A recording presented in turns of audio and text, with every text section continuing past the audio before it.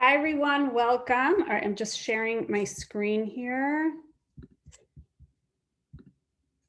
Okay, welcome. All right, this was supposed to be an Instagram Live, but it didn't record properly. So I am redoing this because I know a lot of people asked for the recording. So welcome. This is just going to be a short mini class, and we're talking about teaching kids to be responsible. Okay, so this, oops. All right.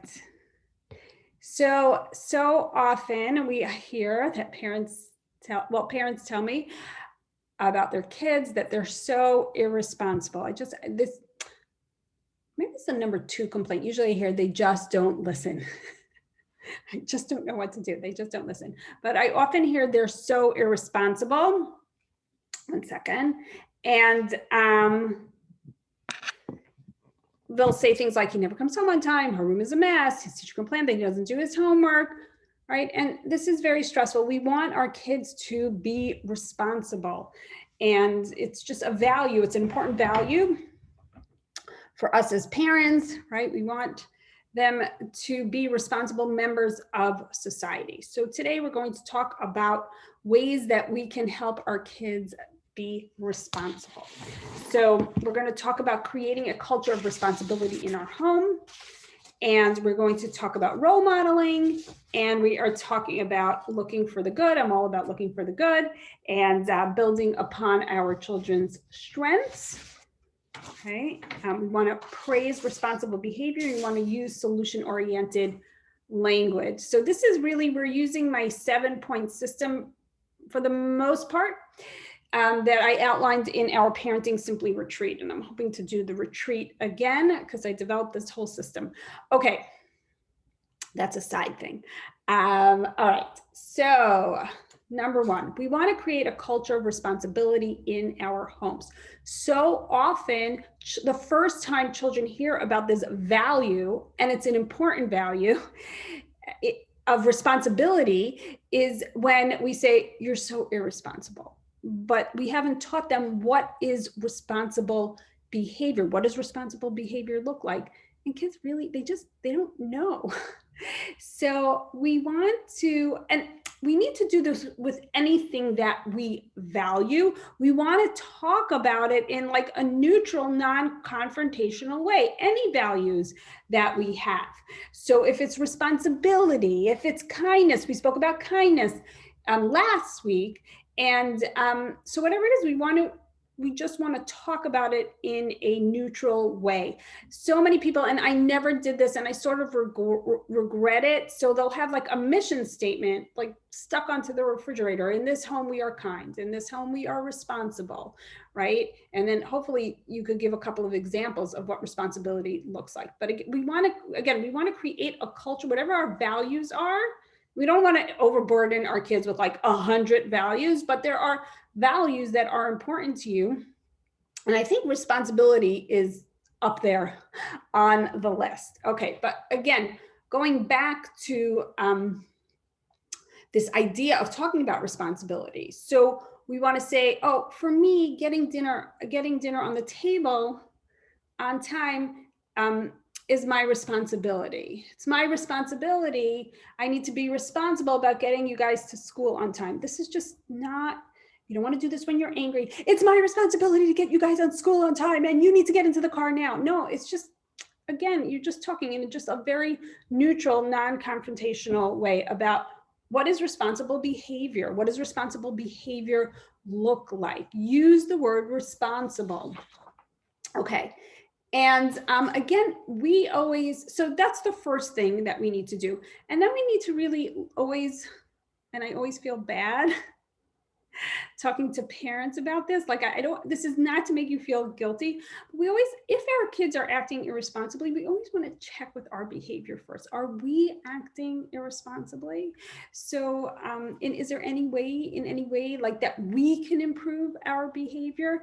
We want to make sure that we're role modeling responsible behavior. Now, so many people are going to ask me the question, well, what if I do, but my spouse doesn't? So I always say, don't worry about your spouse right now. You just worry about you. and what you can do. You can only change yourself. We need to act in responsibles. If we can, we should act in responsible ways. We are adults, but whatever it is that you could do to improve yourself in that area of responsibility, now's the time to do that. Okay.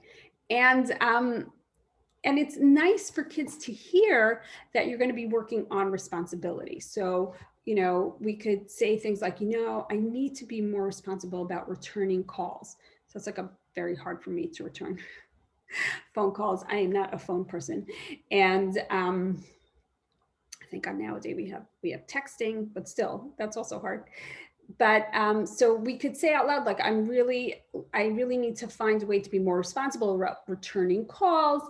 I have to figure out a system. You could even say, does anybody have any ideas for me? Like what I could do? It's very nice. So we're going to talk about the solution-oriented language and problem solving.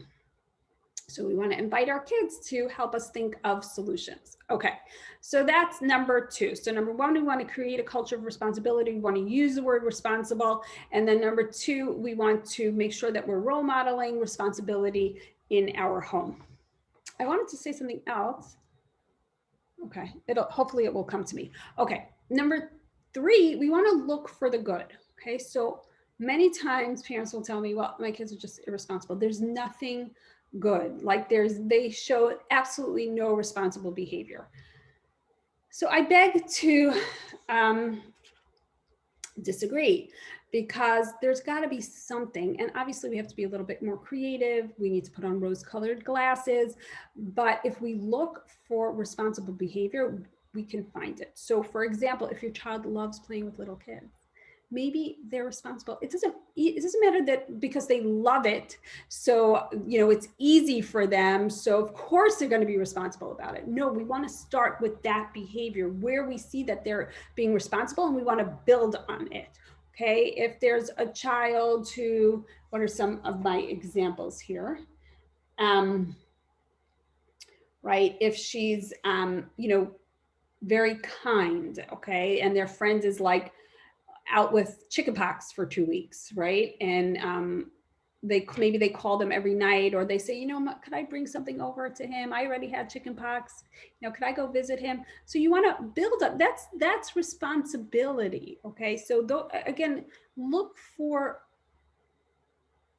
your child's whatever they're doing, like, I guess anything good, really, you could tack on this idea of responsibility. You can name it as responsibility. Like you could have named going to visit his friend as being kind, right? Or being helpful. But if you see that they're struggling with responsibility, now call it responsibility. Brings us to the next idea, which is we want to notice it and we want to praise our kids for it. So, wow, that's so responsible of you to care for your friend who is sick. That's so responsible for you that you take care of these younger children. You love taking care of younger children. That's responsible of you. Okay, so again, you want to praise them using that word responsible. We also want to make sure that we're building upon our children's strengths. Okay, we want to again focus on this time that kids are acting responsibly. And I'm reading here. I really already said this, but I like this line here. Whatever, we'll just solidify the idea. How's that? Focusing on the times that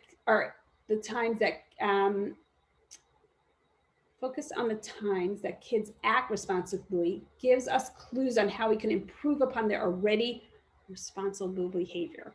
Oh, I didn't move along the, okay, sorry. Okay, we're building on our children's strengths. Sorry, I didn't move along the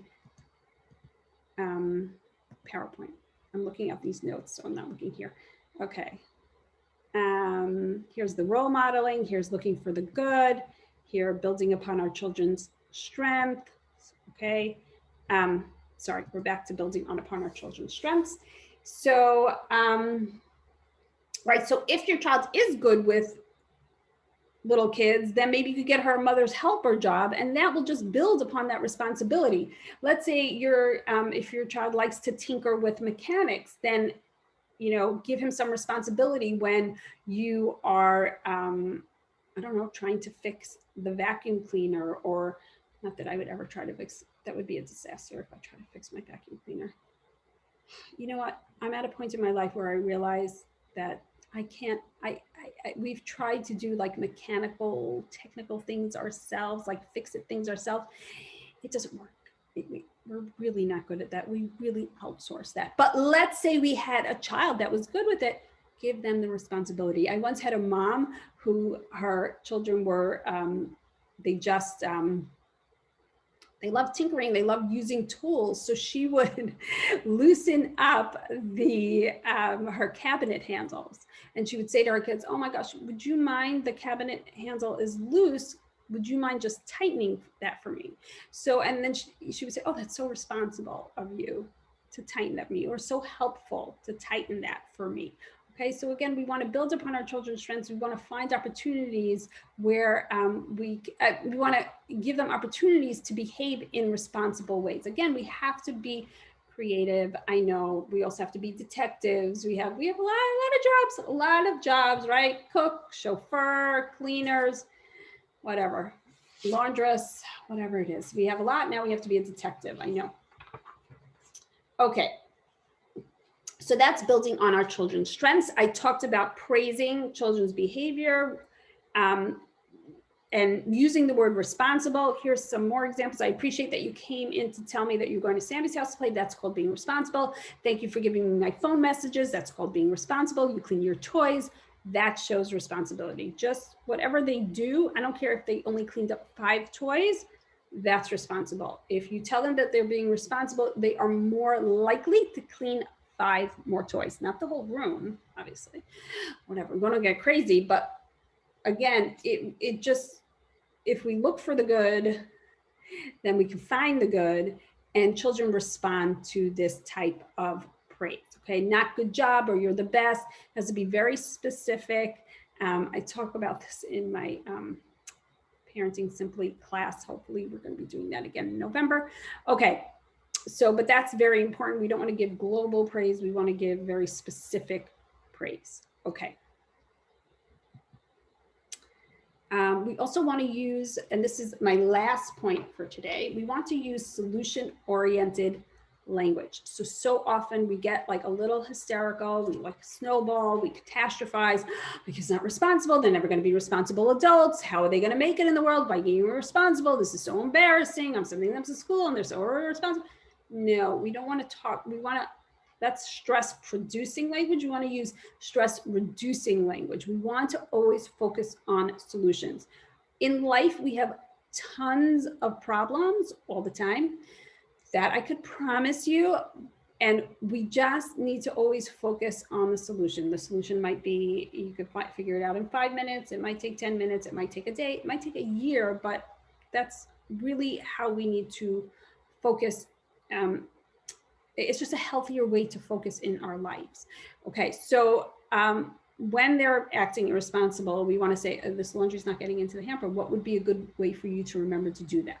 Those beautiful questions at the end. Homework needs to be completed. What are your plans to get that done? Curfew was missed. How can we make sure that it doesn't happen again? And then have this whole, you could have like a little problem solving session with your child about it and really sit and listen to them. If you listen to them and if you let them talk and if you let them figure out solutions to their problems, then they come up with the best ideas. And when they come up with solutions to their problems, they are more likely to follow through with it because it was their idea. So that is how we can teach kids to be responsible. So just to quickly review, number 1, we want to, let's go back to the beginning here. We want to role model or create a culture of responsibility in our families. We want to use that word responsible in a neutral, non-confrontational way. We don't want the first time our children to hear the word responsible with a IR at the end, irresponsible. We want to make sure that they understand that's an important value to us and what it looks like. And we want to role model that. We want to look for the good, right? Anytime they show positive behavior, we want to tag on, oh, that's being responsible, right? We want to praise them, praise responsible behavior. And also we want to build upon our children's strengths. So if they're good with watching kids, if they're good with tinkering with tools, find more opportunities for them to act in responsible ways using their strengths. And finally, we want to use solution-oriented language when we talk to our kids, right? We don't want to snowball. We don't want to test, right? Just talk about what is happening before us in the here and now. Okay. All right. Thank you so much. And I'm hoping that next week we're going to give another class. And oh, I had an idea for that, but now I'm forgetting what it is. But okay, if you have any ideas, please let me know. You have any topics that you're interested, please let me know. This was actually part of a series I had posted is if anybody, which topics did you want me to talk about? Did you want me to talk about sibling rivalry, teaching kindness, and teaching responsibility? So teaching kindness was the first thing that parents wanted me to talk about. And then, but a close second really actually was a tie between sibling rivalry and teaching responsibility. So I guess I'm looking for topics for next week. And if you have any ideas, please let me know. All right. Thank you so much.